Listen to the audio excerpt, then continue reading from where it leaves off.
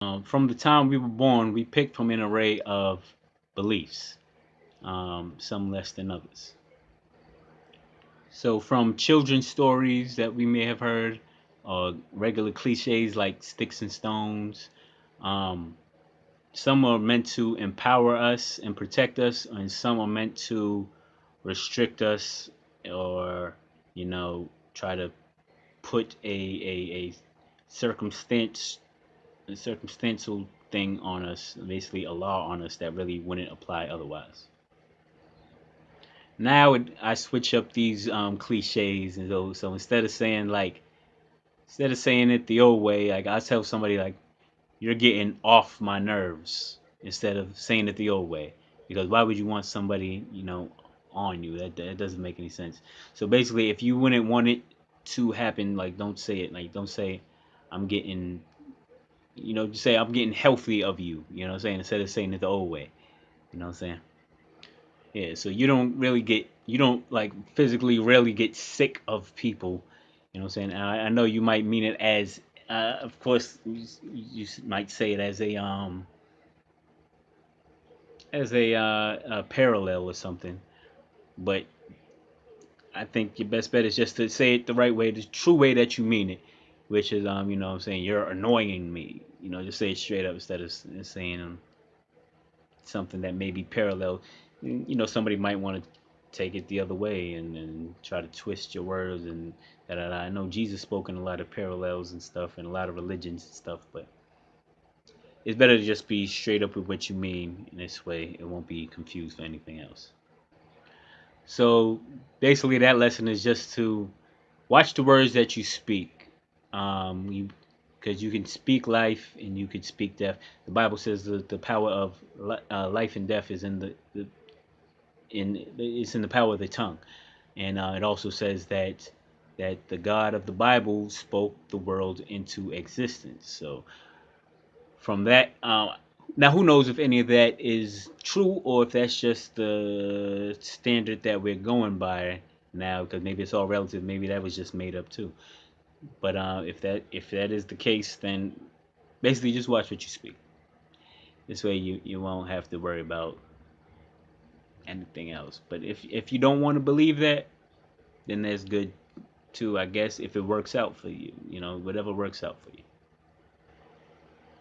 So in fact, religious books, all types of religious books, are filled with subliminals to what Israel, or should I say, what is perceived to be real or accepted as rules or laws of nature or whatever.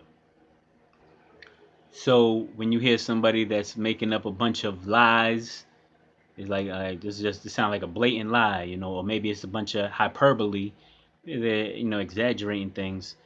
Maybe it's not that they're really trying to lie to you, but they're trying to put something into creation, maybe for you or for themselves or for whatever.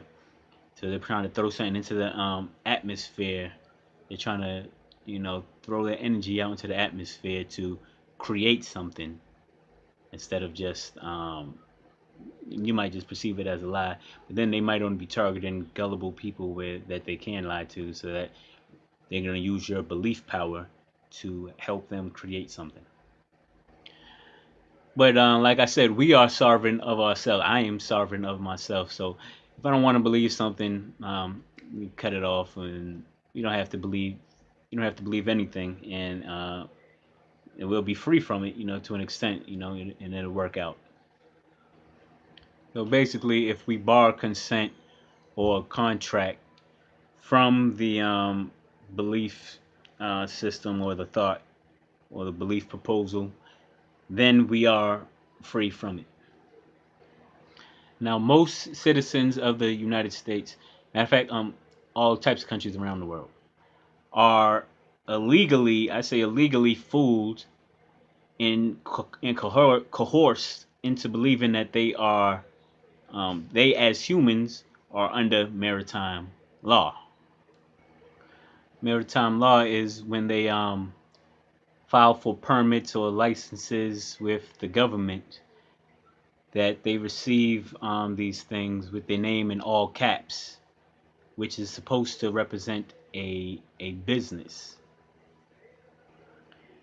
Now they're falsely under the belief that their name in all caps, what they thought was their name in all capital letters, is them when the government perceives it as a business and something to be treated like a business. But they're somehow people just believe that it's them. And then the sad thing is, after that, the government feels that they could reduce people's human rights, natural rights, to that of a created corporation or a company or something. And if I feel if people are ignorant of this, people are ignorant of this as a contract, and they don't know the whole ins and outs of this, that they should be they should, people are ignorant of this. If they're ignorant that they okay, they think, well, I never signed a contract. I don't know where you thought I think where you thought I did. Then everything should be void. Because if you're not fully conscious of this, then it's void. There's no way you could sneak in a contract. Like a contract is a mutual agreement between two people, not a I'm gonna trick you into it, and that's what they try to do. They try to always be underhanded and manipulate the situation. Um, and then you have to think sometimes when people act like this, are they doing it?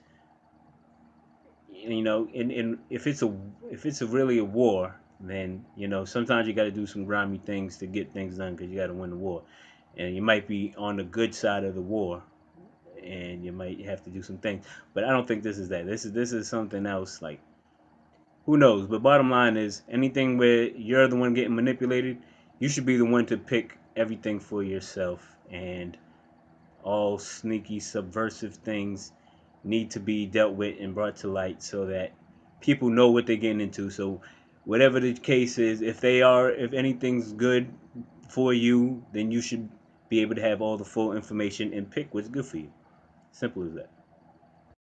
False law and what I would call a non-track. This is not a contract. It's a non-track. Basically, our reality is based on our beliefs, and we dream about what we know and like. If you ever had the deja vu feeling, if you ever had deja vu, then it's like an old dream that just came to life. So now I don't want to give anybody more power over you that they any power over you that they don't have. But let's say everybody knows that you could see me do something, or I could hold up a sign and I could show you something, and now that could influence what you see through the day. Now, if people could use this against you somehow, let's say if they, you know, send you thoughts and messages, or they send you correction, they send you messages or show you scenarios throughout the day.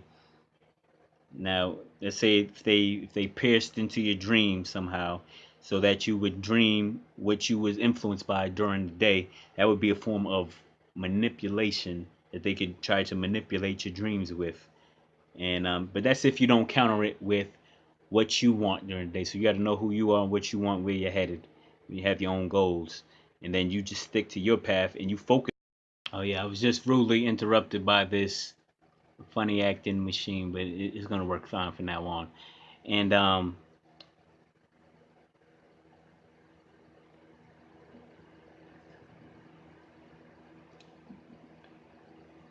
it's gonna work fine from now on. But now, subliminal ads are placed in your face, through advertising or all types of media. All types of media. It could be the radio that you're listening to. It could be live streaming radio. You know what I'm saying? It could be even a CD that's played for you, that's played in your surroundings, or someone driving by bumping some music or anything.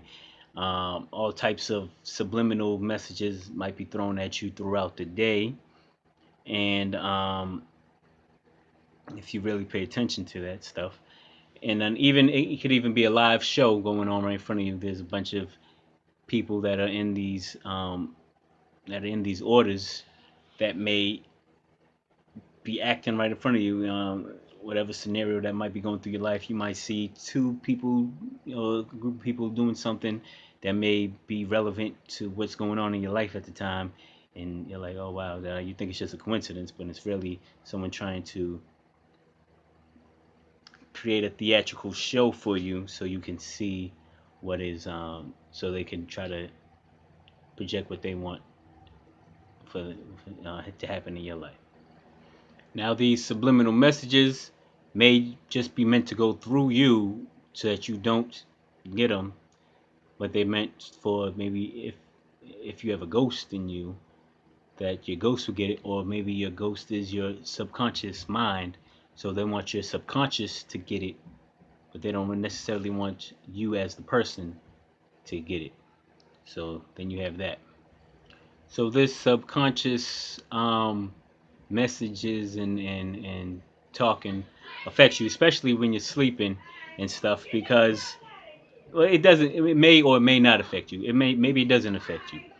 I don't know who you are, but for most people, maybe so maybe you could be affected by the subconscious while you're sleeping, or maybe not. You know what I'm saying? I don't know who you are and what affects you.